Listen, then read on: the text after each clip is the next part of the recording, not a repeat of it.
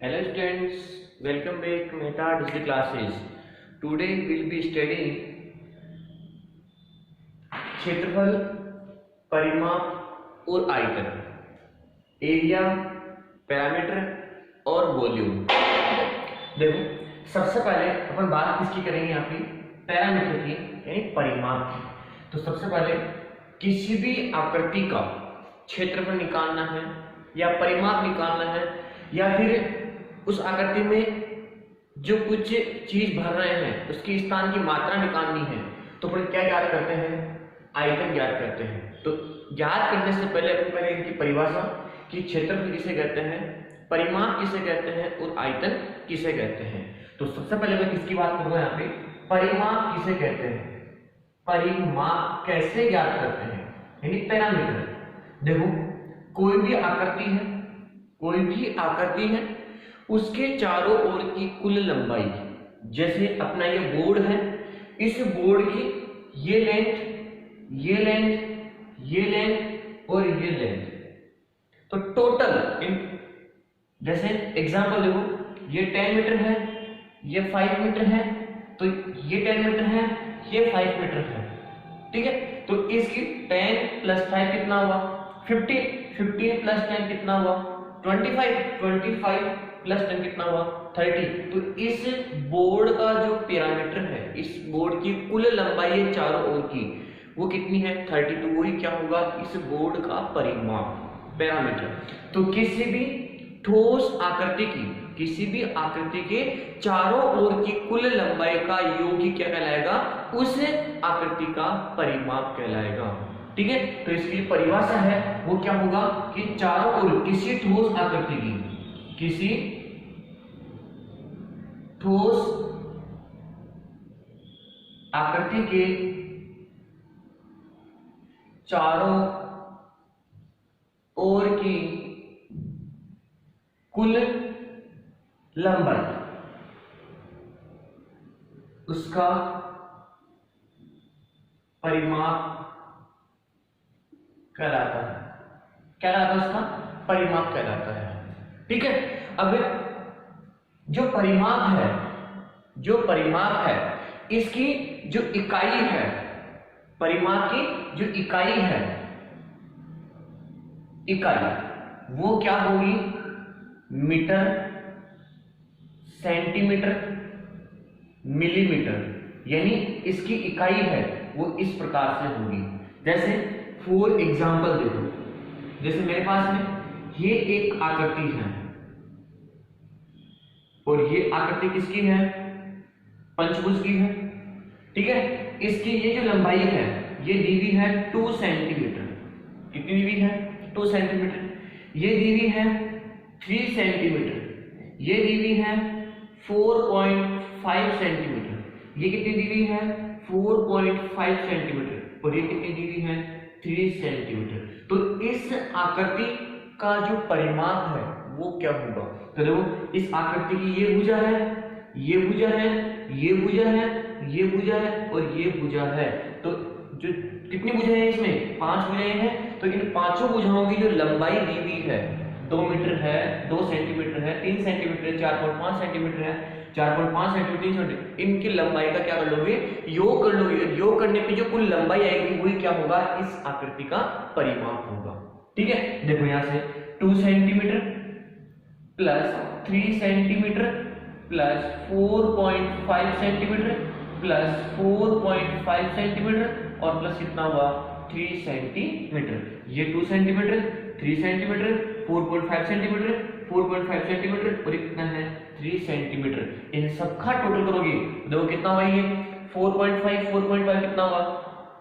9 centimetre. कितना हुआ ये? 4.5 और 4.5 कितना हुआ? 9 सेंटीमीटर हो गया। 9 और ये 3 और 3 कितना हुआ? 6 है। तो 9 और 6 कितना हुआ? 15। 15 और 2 कितना हुआ? 17। तो टोटल इसका जो पैरामीटर है वो कितना होगा? 17 सेंटीमीटर। यानी इसके चारों ओर की भुजाओं की लंबाई है, तो उसको लंबाई का यूनिट कितना आ गया? 17 सेंटीमीटर। तो यही क्या होगा? इस आकृति का परिमाप। तो परिमाप क्या होगा?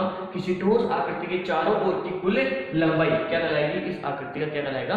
परिमाप कहलाएगा। इसकी जो इकाई है वो क्या होगी?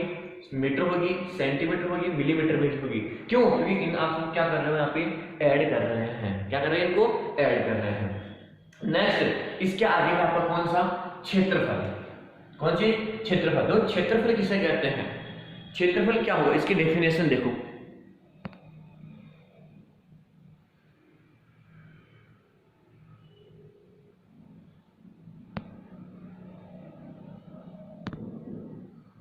क्षेत्रफल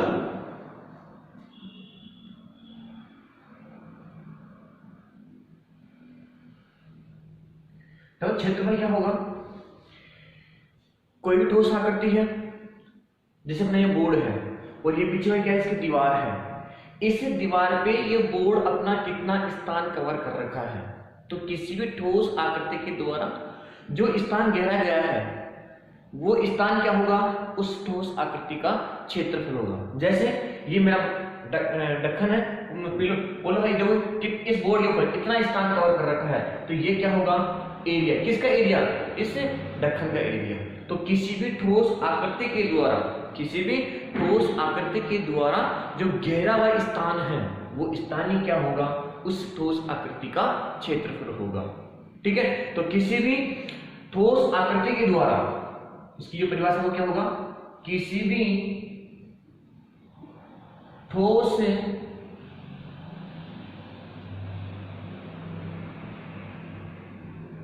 आकृति के द्वारा घेरा हुआ स्थान उस आकृति का क्षेत्रफल कहलाता है। तो किसी भी ठोस आकृति के द्वारा जो घेरा हुआ स्थान है वो क्या कहलाएगा? उसका क्षेत्रफल कहलाएगा। ये बोर्ड है, ये अपनी लंबी चौड़ी दीवार है। इस दीवार के ऊपर केवल ये बोर्ड इतना ही तो स्थान कवर कर रखा है ना, इतना ही तो कर रखा ना। तो इस बोर्ड के द्वारा जो स्थान घेरा हुआ है वो क्या होगा? क्षेत्रफल। किसका? इस बोर्ड का क्षेत्रफल होगा। ठीक है। अब जो इसकी इकाई है, क्षेत्रफल की जो मानक इकाई है, मानक जो इकाई है वो क्या होगी? मीटर स्क्वायर, मिलीमीटर स्क्वायर और सेंटीमीटर स्क्वायर। किसके अंदर आ रही है? ये वर्ग के आ रही है, वर्ग के अंदर आ रही है। किसके अंदर आ रही है? वर्ग के अंदर आ रही है। ठीक है ना। तो क्षेत्रफल किसी भी ठोस आकृति के द्वारा घेरा हुआ स्थान उस आकृति का कहलाएगा क्षेत्रफल कहलाएगा। और उसकी जो मानक इकाई है वो क्या होगी? वर्ग। क्या होगी? वर्ग। जैसे मीटर स्क्वायर, मिलीमीटर स्क्वायर और सेंटीमीटर स्क्वायर। ठीक है। अब देखो एग्जांपल देखो कैसे है। जैसे मेरा ये बोर्ड है, ये बोर्ड किसके आकार का है? आयताकार है। देखो ये डायग्राम बना हुआ है इसके ऊपर। एग्जांपल देखना कैसे आएगा इसका। ये आपका क्या है? आयत है। आयत में क्या होगा कि आयत में आमने सामने कुछ है बराबर की बताऊंगा, मैं आपको डिस्कस करूंगा। लेकिन एक छोटा सा एग्जांपल ले लो पहले। इसकी जो ये लंबाई है, ये लंबाई है 10 मीटर। कितनी है? 10 मीटर। और इसकी जो चौड़ाई है वो कितनी है? 5 मीटर है। तो इस आयत का क्षेत्रफल ज्ञात कीजिए। तो कैसे करोगे? अब आयत का क्षेत्रफल क्या होगा? लंबाई इंटू चौड़ाई। बताओ लंबाई कितनी है? 10 मीटर। इंटू में चौड़ाई कितनी है? 5 मीटर। 10 इंटू 5 कितना हुआ? 50। और मीटर इंटू मीटर क्या हुआ? Meter square. थोड़ा मीटर स्क्वायर आया नहीं आया? तो जो क्षेत्रफल है, अब क्षेत्रफल किसका भी निकालो, कैसी भी आकृति का निकालो, हमेशा उसकी जो इकाई आएगी लास्ट में वो क्या होगी? आपकी वर्ग में होगी। किसमें होगी? वर्ग में। फॉर एग्जाम्पल मीटर स्क्वायर, इसको वर्ग के मीटर, जैसे कहीं लिखा हो गया कि जैसे मैं इसको लिखा है 50 मीटर स्क्वायर लिखा, तो मैं इसको ऐसा लिख सकता हूँ 50 वर्ग मीटर। इसको मैं ऐसा भी तो लिख सकता हूँ ना। ठीक है। या इसको लिखूंगा 50 मीटर स्क्वायर। ठीक है। अब देखो नेक्स्ट इसका है, नेक्स्ट कौन सा? अपना आयतन। कौन सा? अपना आयतन। देखो आयतन किसे कहते हैं, इसकी परिभाषा देखो एक बार।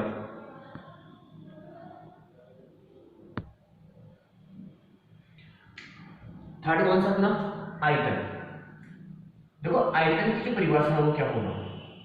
कोई वस्तु है, कोई वस्तु जितना स्थान घेरती है, कोई वस्तु जितना स्थान घेरती है तो उसे उस वस्तु का क्या कहते हैं? आयतन कहते हैं। फॉर एग्जाम्पल देखो एक गिलास है, गिलास के अंदर पानी भरेंगे तो पानी जितना भरा हुआ है, पानी जितना भरा हुआ है तो उस वस्तु का वो क्या हो जाएगा, आयतन हो जाएगा। किसका, उस पानी का आयतन की, उसमें पानी कितना भरा हुआ है। ठीक है, तो जो आयतन है उसकी परिभाषा क्या होगी कि कोई वस्तु जितना स्थान घेरती है, कोई वस्तु जितना स्थान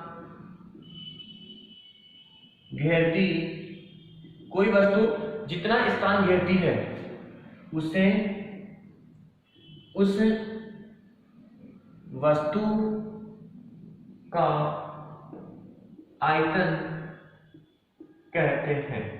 अब देखो, कोई भी वस्तु है अपना जितना स्थान घेरती है, जैसे सपोज करना एक बोतल है, या फिर इसकी दूसरी बात ये हो सकती है कि किसी वस्तु में भरे हुए द्रव की मात्रा, किसी वस्तु में या किसी ठोस आकृति में भरे हुए द्रव की मात्रा को क्या कहते हैं। अब जितना द्रव की मात्रा क्या होगा, उस वस्तु का आयतन होगा कि उस ठोस पात्र में अपन कितना भर सकते हैं। तो उसकी क्या होगी, एक कैपेसिटी हो गई, मात्रा हो गई कि इसमें अपन कितना भर सकते हैं। तो किसी भी वस्तु में कोई जितना स्थान कवर करेगा तो वही क्या होगा, उस वस्तु का क्या होगा, आयतन होगा।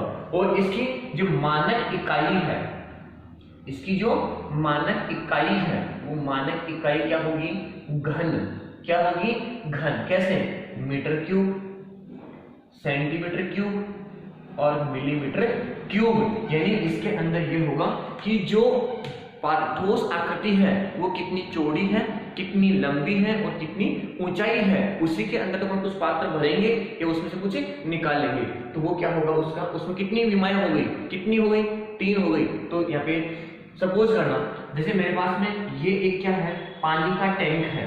क्या है ये, पानी का टैंक है। ठीक है ना। अब इस पानी के टैंक की ये लंबाई होगी और ये चौड़ाई हो गई और ये पानी कितना गहरा है, कितना वो पानी का टैंक कितना गहरा है, तो इसकी कितना लंबा है, कितना चौड़ा है और कितना गहरा है, तो इसमें कितनी विमाएं हो गई, 3 विमाएं हो गई। तो इस प्रकार की जो आकृति है उसका क्या निकालते हैं, आयतन निकालते हैं कि इस पानी के टैंक में, जो ये टैंक है, इस टैंक में कितना पानी भर सकते हैं। तो इसकी क्या करेंगे, कैपेसिटी यानी वॉल्यूम।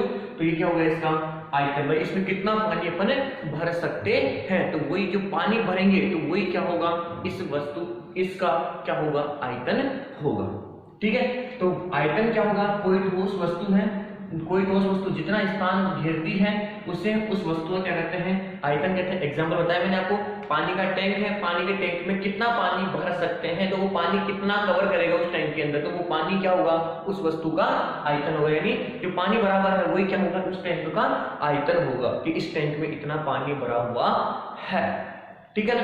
तो 3 चीज अपने पास में, एक तो परिमाप है, एक क्षेत्रफल है और एक क्या आपका आयतन। परिमाप किसी भी ठोस आकृति के चारों ओर की कुल लंबाई को क्या कहते हैं, परिमाप कहते हैं। परिमाप की जो इकाई है वो क्या है, सेंटीमीटर है, मीटर है और मिलीमीटर है। दूसरा है क्षेत्रफल, किसी भी ठोस आकृति के द्वारा घेरा हुआ स्थान, जैसे आपका बोर्ड है, ये दीवार पे कितना स्थान कवर कर रखा है, तो इसका क्या निकालेंगे अपन, क्षेत्रफल निकालेंगे। दूसरी चीज अपना है आयतन, किसी भी ठोस आकृति में घेरे हुए स्थान की मात्रा को, घेरे हुए स्थान की मात्रा को, जैसे मैंने बताया पानी का टैंक है, इस पानी के टैंक में कितना पानी भर सकते हैं, तो जो वो पानी है वो क्या होगा, उस टैंक का क्या होगा, अपना आयतन होगा। तो इसकी इकाई क्या होगी आपकी घन, जिसमें मीटर क्यूब, सेंटीमीटर क्यूब और मिलीमीटर क्यूब। और आयतन में हमेशा कितनी विमाएं होती है, 3 विमाएं होती है, वो 3D ज्यामिति के अंदर आता है। ठीक है। तो ये तो है इसका बेसिक, किस का, क्षेत्रफल, परिमाप और आयतन की परिभाषा। अब बात करते हैं कि क्षेत्रफल, परिमाप और आयतन अपन किस का निकालेंगे, जो अपने सिलेबस में दिया हुआ है। एक तो है अपना त्रिभुज, त्रिभुज का क्षेत्रफल और त्रिभुज का परिमाप। एक है अपना आयत, आयत का क्षेत्रफल और आयत का परिमाप। ठीक है। दूसरा है वर्ग और वर्ग का क्षेत्रफल और वर्ग का परिमाप। और एक अपना कौन सा, समांतर चतुर्भुज, यानी चतुर्भुज का क्षेत्रफल और चतुर्भुज का परिमाप। देखो सीधी सी बात है, आकृति कैसी भी हो, आकृति कैसी भी हो, अपने को क्या निकालना है, उसका परिमाप निकालना है। तो क्या करते हैं अपन, जो परिमाप किस आकृति की दी हुई, परिमाप निकालने के लिए जो आकृति दी हुई है वो किस शेप में दी हुई है, त्रिभुजाकार दी हुई है, चतुर्भुजाकार दी हुई है, या पंचभुज आकार की दी हुई है, या षष्ठभुज आकार की दी हुई है। सबसे पहले उन सभी भुजाओं का योग ज्ञात करेंगे और जो योग आएगा उन भुजाओं की लंबाई का टोटल आएगा, वो टोटली क्या होगा, उसका परिमाप होगा। जैसे अपनी यहाँ की आकृति क्या है, त्रिभुज की है, इस त्रिभुज का परिमाप निकालना है तो तीनों भुजाओं का योग, तो त्रिभुज का परिमाप क्या होगा, तीनों भुजाओं का योग। चतुर्भुज का परिमाप क्या होगा, चारों भुजाओं का योग। पंचभुज का परिमाप क्या होगा, पांचों भुजाओं का योग। लेकिन वो योग ही क्या होगा, परिमाप होगा। लेकिन यहाँ पे त्रिभुज, चतुर्भुज, पंचभुज, ये तो आप भुजाओं का योग कर दोगे। लेकिन अगर शेप इस टाइप में आ गया, जैसे सपोज करना ये आपका